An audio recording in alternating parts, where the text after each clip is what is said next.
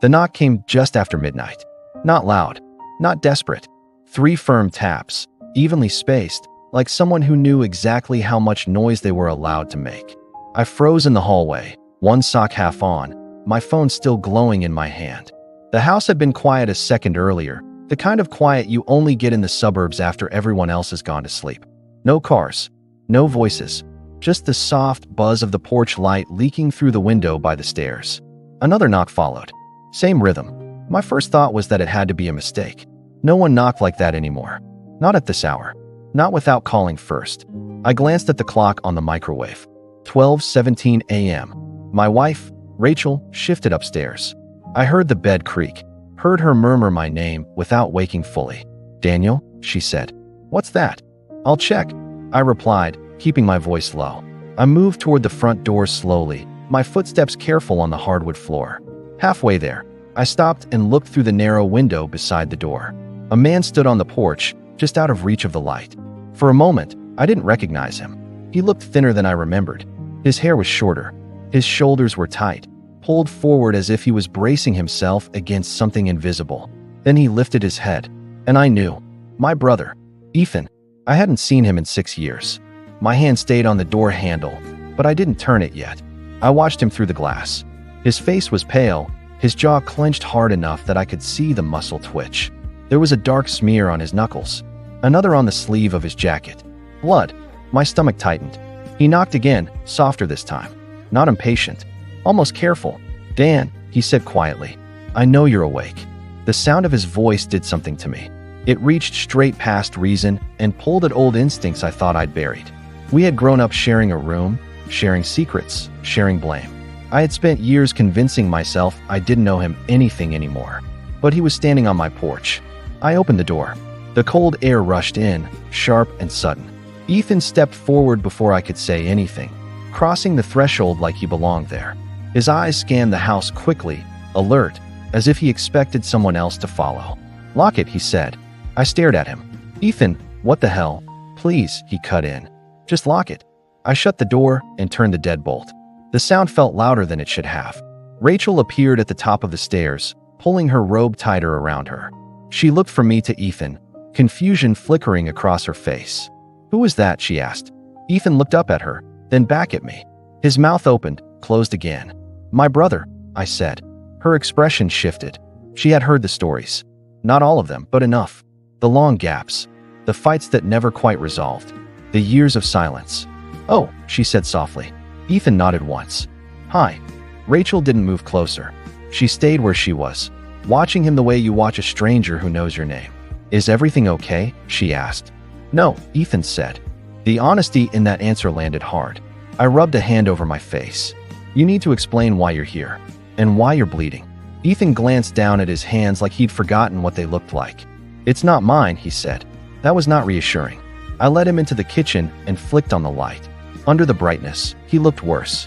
His jacket was torn at the shoulder. His knuckles were split. There was dried blood along his collar, dark and flaky.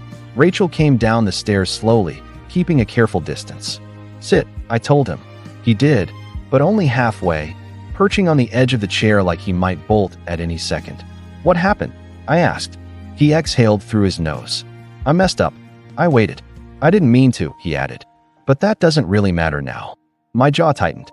"Start from the beginning." Ethan looked at the window, then at the back door, then finally at me. I thought I was out. I really did. I kept my head down. Took small jobs. Didn't talk to anyone from before. "Before what?" Rachel asked. Ethan hesitated. "Before everything." I leaned forward. "Ethan." He swallowed. "There was a guy? Marcus Hale. He found me." The name meant nothing to me, but the way Ethan said it made my skin prickle. He said someone wanted to talk. Just talk. I told him no. He didn't like that. Rachel folded her arms. "Who wanted to talk to you?" Ethan shook his head. "I don't know. I swear." "Then why are you bleeding?" I asked. His eyes finally met mine. There was fear there, real and sharp. Because I didn't walk away fast enough. Silence filled the room.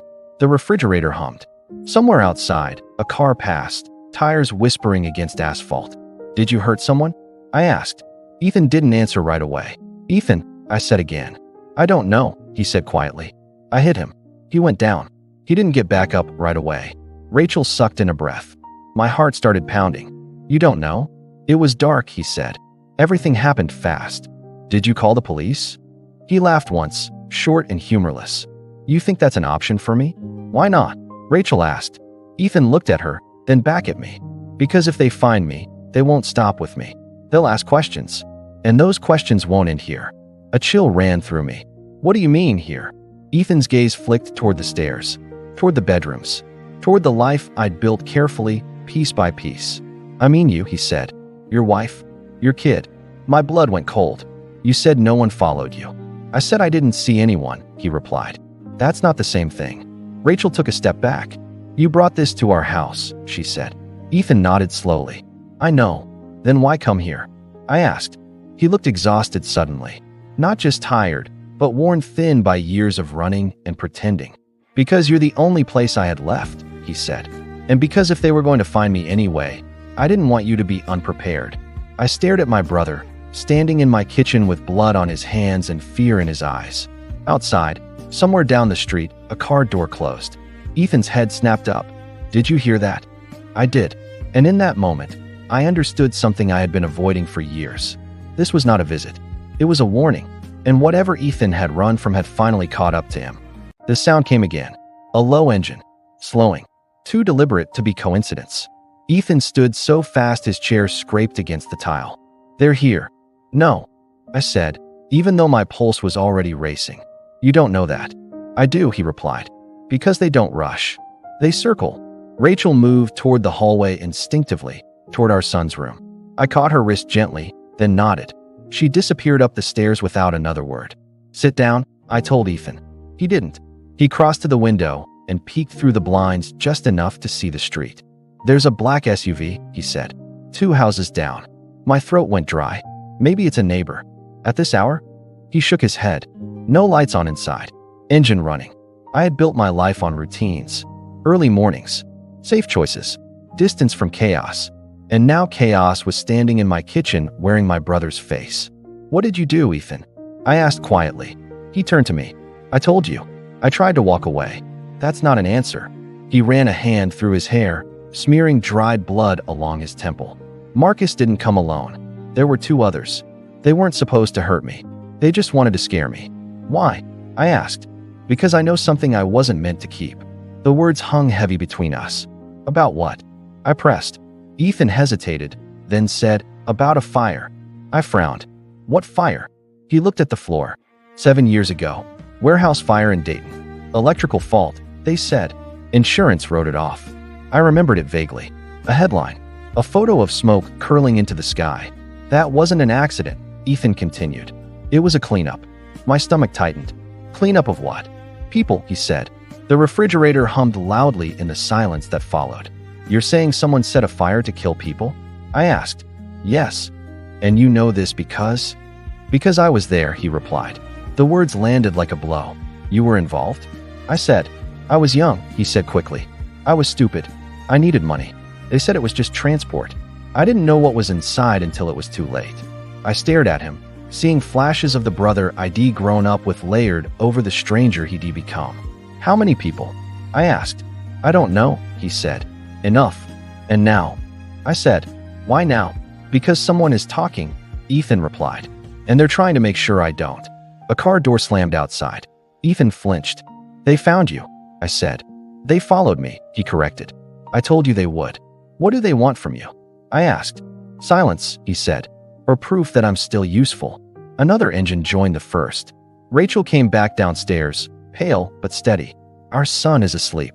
What's happening? They're outside, I said. Her eyes widened. Then we call the police. Ethan shook his head sharply. You can't. Why not? She snapped. Because if they hear sirens, they won't run, he said. They'll come in. As if summoned by his words, there was a knock at the door. Not frantic, not violent. 3 even taps. My heart pounded so loudly I was sure they could hear it. Daniel, a man's voice called. Calm, confident. We just want to talk. Rachel's hand found mine. Do not open that door. Ethan backed toward the kitchen island. If they came this far, they won't leave. The knock came again. Louder. Daniel, the voice said. We know your brother is inside. My breath caught. How do they know my name? Ethan closed his eyes. Because I told them where I was going. Rachel stared at him. You led them here? I thought they'd stop me before I arrived, he said. I didn't think. You didn't think, she repeated coldly. The handle on the door rattled gently. Not forced. Testing. Open the door, the man said. No one has to get hurt. I felt something inside me shift. A line crossed. No, I said. Ethan looked at me sharply. Dan, no, I repeated. You don't get to decide what happens in my house. The knocking stopped. For a moment, there was only silence. Then the porch light went out. They're moving, Ethan whispered. A crash sounded at the side of the house. Glass shattered. Rachel screamed. Go, I told her. Take our son and go out the back. She hesitated. And you? I'll handle this. Ethan grabbed my arm. You don't know how they work. I know how doors work, I said. And I know this is my family. Another crash. Closer. Rachel ran upstairs. I turned to Ethan. You said Marcus went down. Yes. Is he alive? Ethan swallowed. I don't know. I grabbed the fireplace poker from the stand. My hands shook, but my grip was firm. The back door burst open. A man stepped inside, tall, wearing a dark jacket. He looked around calmly, like he owned the place. Evening, he said. You must be Daniel. He glanced at Ethan. You really do have a habit of running to other people's lives when things get messy. Ethan lunged. The man moved faster. A flash of metal. A grunt. Ethan hit the floor hard, clutching his side. Something snapped in me. I swung the poker without thinking. The man cried out as it connected with his shoulder. He stumbled back, surprised more than hurt. That was unnecessary, he said. I stood between him and my brother. Leave. The man's gaze hardened. You don't get to make demands. Footsteps sounded behind him. More of them. Sirens wailed in the distance. Not close, but coming. The man smiled slowly. Looks like someone called for help. I hadn't, but Rachel must have. He backed toward the door. This isn't over, he said to Ethan. And it won't end cleanly. Then they were gone. The house fell silent except for Ethan's labored breathing. Police lights flooded the street minutes later. Everything after that blurred together. Statements. Paramedics.